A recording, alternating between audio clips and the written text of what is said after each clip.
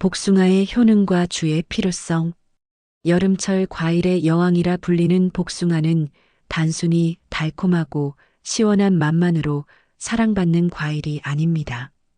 복숭아 한 개에는 우리 몸에 필요한 다양한 영양소가 가득 담겨 있어 건강한 여름나기에 든든한 동반자 역할을 하고 있습니다. 복숭아의 가장 큰 장점은 풍부한 수분 함량입니다. 복숭아는 약 89%가 수분으로 구성되어 있어 여름철 탈수 예방과 체온 조절에 탁월한 효과를 보입니다. 여기에 비타민C가 하루 권장량의 약 17%나 들어있어 면역력 강화와 콜라겐 생성을 돕고 철분 흡수율도 높여줍니다. 또한 베타카로틴과 루테인 같은 카로티노이드 성분이 풍부해 눈 건강을 지키고 야맹증 예방에도 도움이 됩니다. 특히 주목할 만한 것은 복숭아에 함유된 강력한 항산화 성분들입니다.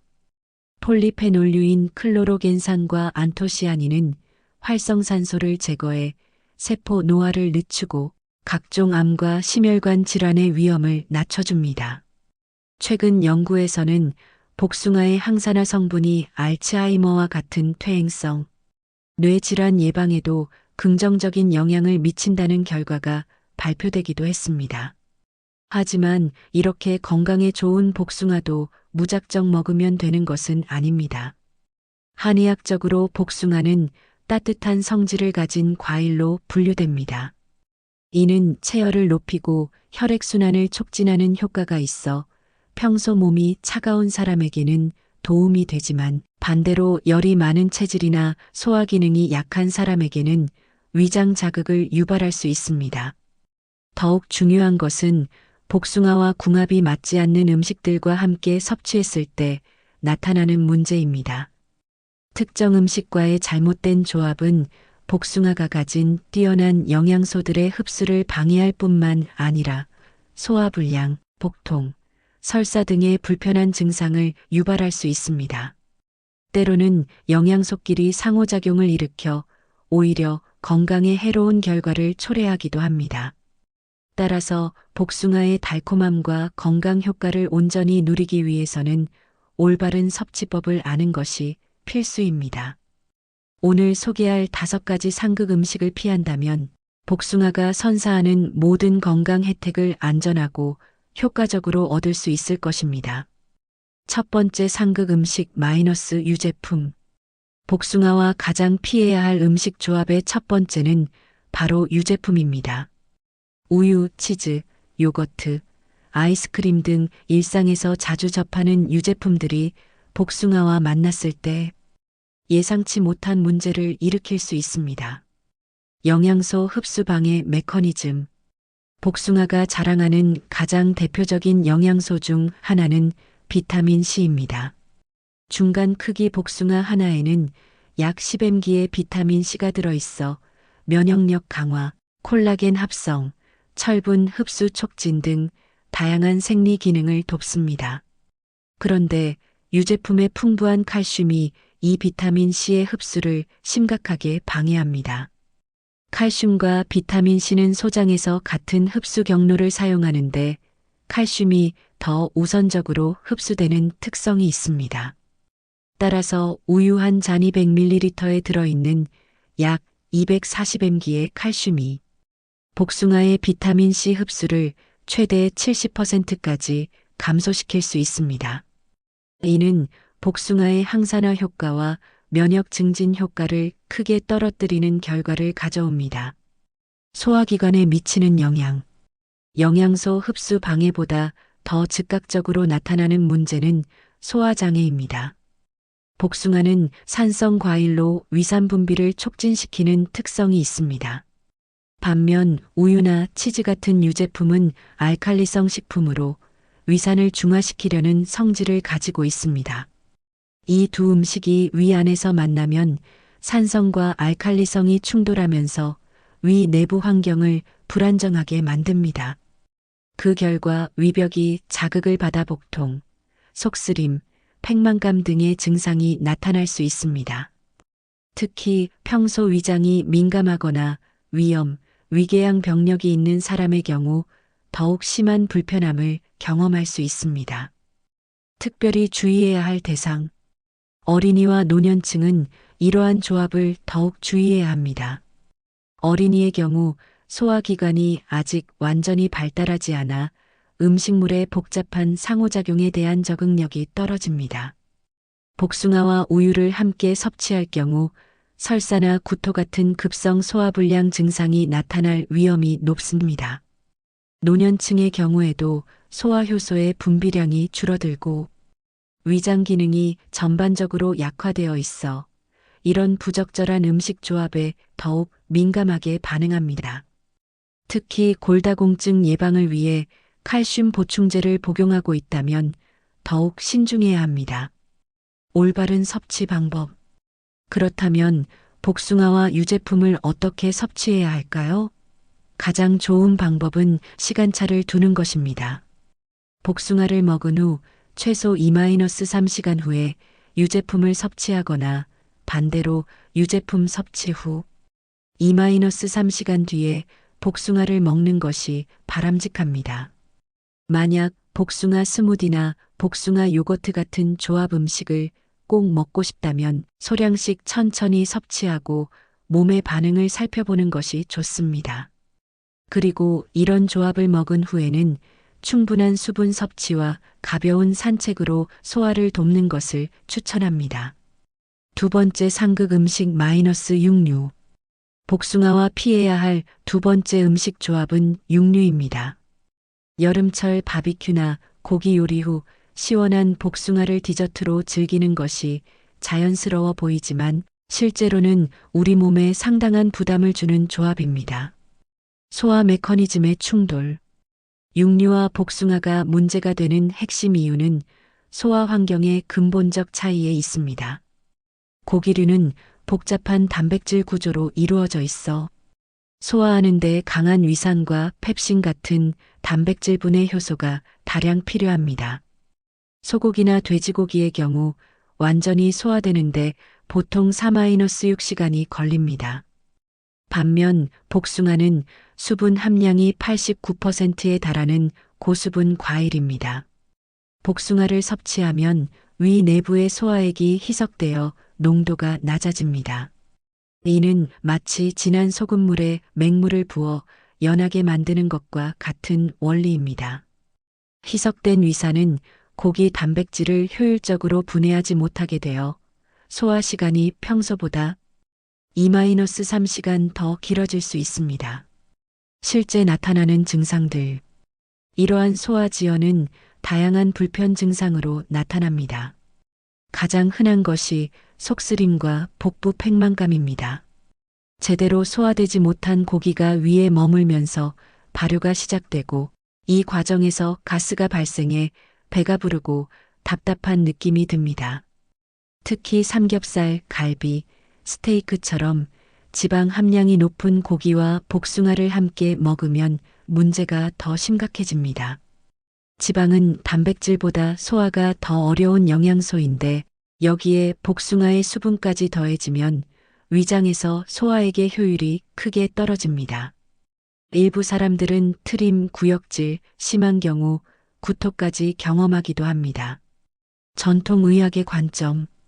흥미롭게도 우리 조상들은 이미 이런 조합의 문제점을 알고 있었습니다.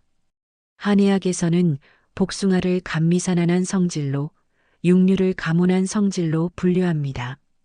복숭아의 차가운 성질과 고기의 따뜻한 성질이 위장에서 만나면 기운의 흐름이 막혀 식체 현상이 일어난다고 보았습니다.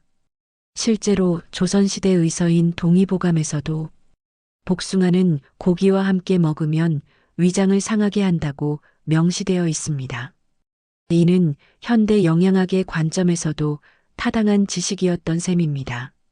위험군과 주의사항. 특히 주의해야 할 사람들이 있습니다. 위염이나 위궤양 환자의 경우 이미 위벽이 손상되어 있는 상태에서 소화가 어려운 음식 조합을 섭취하면 증상이 악화될 수 있습니다. 또한 고령자는 소화효소 분비량이 감소하고 위장 운동이 둔해져 있어 더욱 심한 소화불량을 겪을 위험이 높습니다. 당뇨병 환자도 주의가 필요합니다. 소화가 지연되면 혈당 상승 시점이 예측하기 어려워져 혈당 관리에 어려움이 생길 수 있기 때문입니다. 올바른 섭취 타이밍. 그렇다면 어떻게 해야 할까요? 가장 좋은 방법은 충분한 시간 간격을 두는 것입니다.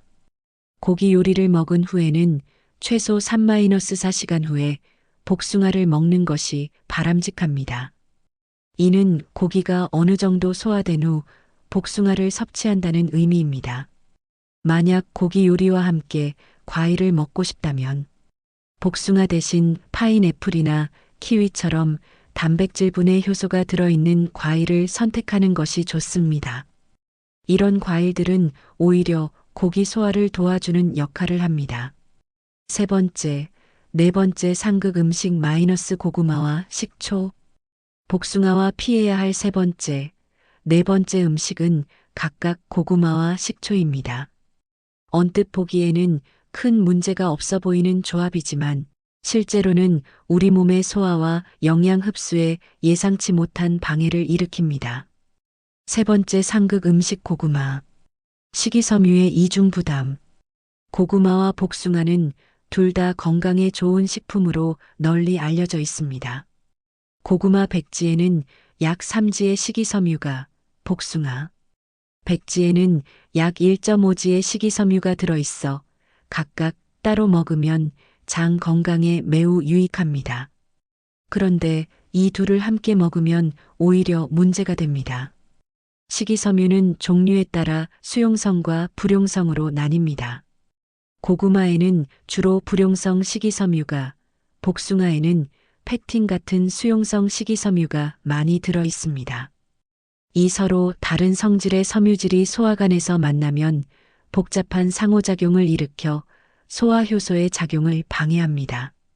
발효와 가스 발생. 더 심각한 문제는 대장에서 일어납니다. 고구마의 전분과 복숭아의 과당이 함께 대장에 도달하면 장내 미생물들이 이를 동시에 발효시키려 합니다.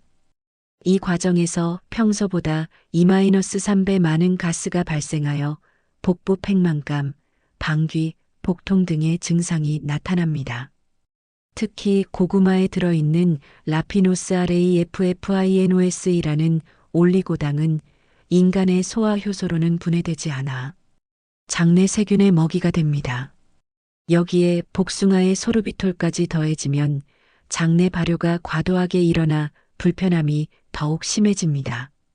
실제 경험 사례. 많은 사람들이 고구마와 복숭아를 함께 먹은 후 2-3시간 뒤부터 배에서 꾸르륵거리는 소리와 함께 가스가 차는 느낌을 경험합니다. 심한 경우 밤에 잠을 이루지 못할 정도의 복통을 호소하기도 합니다. 네 번째 상극 음식 식초. 산도 조절의 혼란.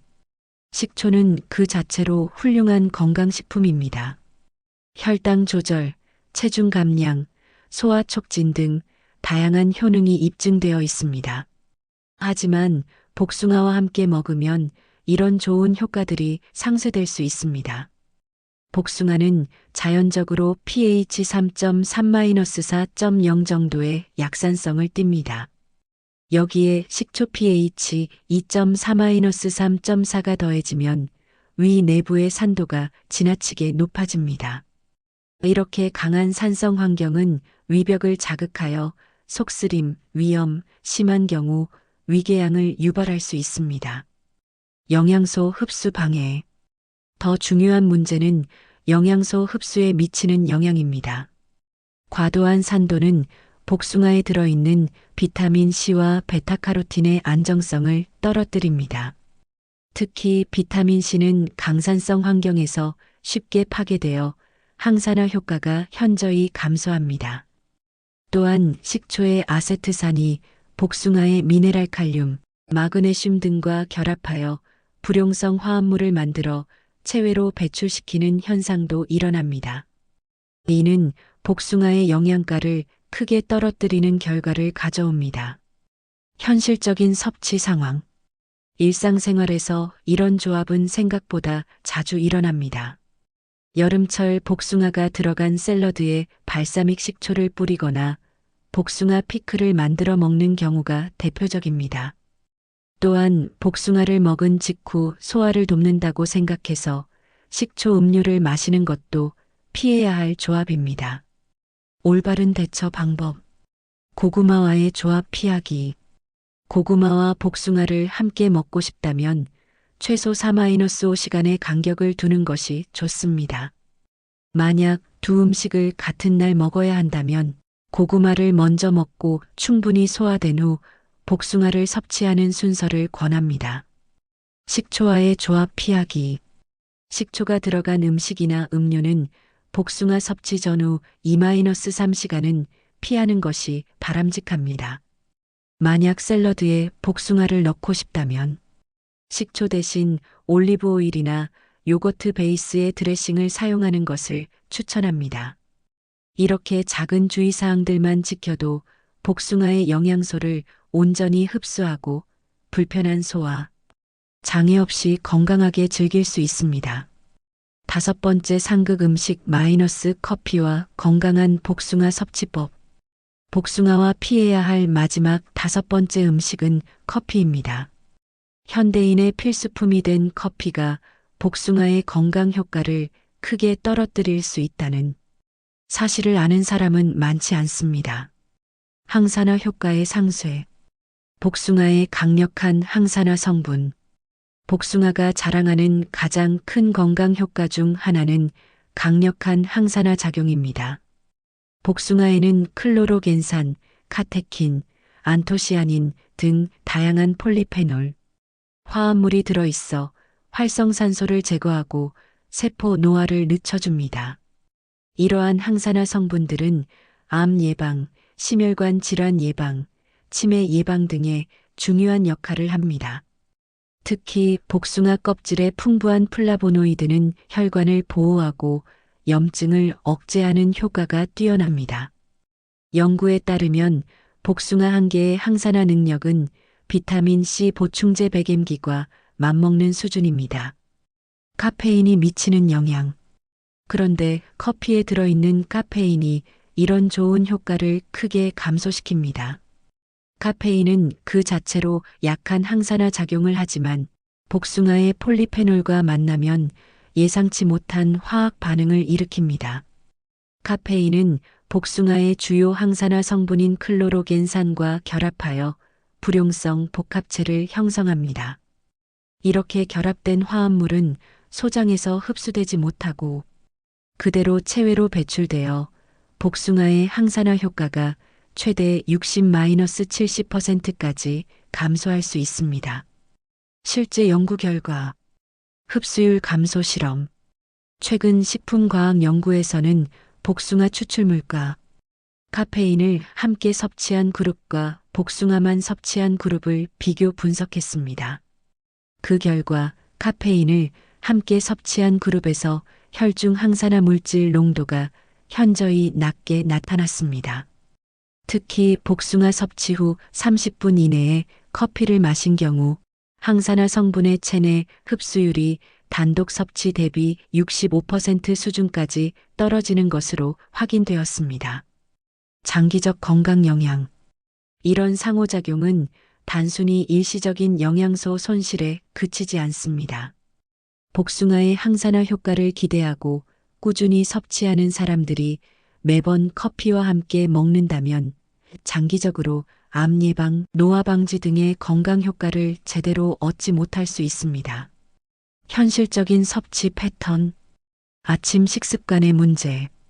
현대인들의 일반적인 아침 식습관을 보면 이런 문제가 자주 발생합니다.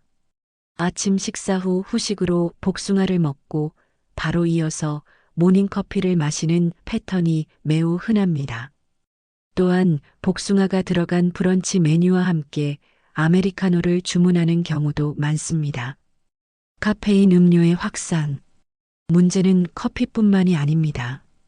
녹차, 홍차, 에너지 드링크, 콜라 등 카페인이 들어간 모든 음료가 동일한 문제를 일으킬 수 있습니다. 특히 젊은 층에서 인기 있는 카페인 고함량 에너지 드링크의 경우 더욱 심각한 영향을 미칠 수 있습니다. 건강한 복숭아 섭취를 위한 종합 가이드. 최적의 섭취 타이밍. 복숭아의 영양소를 온전히 흡수하려면 섭취 시간을 조절하는 것이 핵심입니다. 복숭아를 먹은 후 최소 2-3시간 후에 커피를 마시거나 반대로 커피를 마신 후 2-3시간 뒤에 복숭아를 섭취하는 것이 좋습니다. 만약 두 가지를 같은 시간에 즐기고 싶다면 복숭아는 식간에 단독으로 먹고 커피는 식후 음료로 마시는 것을 권합니다. 상극 음식 5가지 총정리. 지금까지 살펴본 복숭아와 상극인 음식 5가지를 정리하면 유제품 마이너스 칼슘이 비타민C 흡수를 방해하고 소화장애 유발, 육류 마이너스 소화의 키석으로 단백질 소화 지연 및 위장 부담, 고구마 마이너스 서로 다른 식이섬유로 인한 과도한 장내 발효, 식초 마이너스 과도한 산도로 인한 영양소 파괴 및 위장 자극, 커피 마이너스 카페인이 항산화 성분 흡수를 크게 방해해. 건강한 복숭아 라이프 스타일. 복숭아를 건강하게 즐기려면 이런 조합들을 피하는 것만으로도 충분합니다. 대신 복숭아는 단독으로 간식으로 먹거나 다른 과일들과 함께 과일 샐러드로 만들어 먹는 것이 가장 좋습니다. 특히 오전 10시경이나 오후 3시경, 공복에 가까운 상태에서 복숭아를 먹으면 영양소 흡수율이 가장 높고 소화에도 부담이 적습니다. 마무리. 올바른 식습관으로 건강한 노년을 위하여. 복숭아는 분명 건강에 좋은 과일입니다. 하지만 아무렇게나 먹으면 그 효과를 제대로 누릴 수 없습니다. 오늘 소개한 5가지 상극 음식과의 조합만 피해도 복숭아가 주는 모든 건강 혜택을 온전히 받을 수 있습니다. 무엇보다 중요한 것은 올바른 식습관의 실천입니다. 단순히 좋은 음식을 먹는 것보다 언제 어떻게 먹느냐가 더 중요할 때가 많습니다. 이런 작은 지식과 실천이 모여 건강한 노년기를 만들어가는 밑거름이 됩니다. 여름철 달콤한 복숭아를 더욱 건강하게 즐기시고 오늘 배운 내용을 주변 가족과 친구들에게도 전해주시길 바랍니다.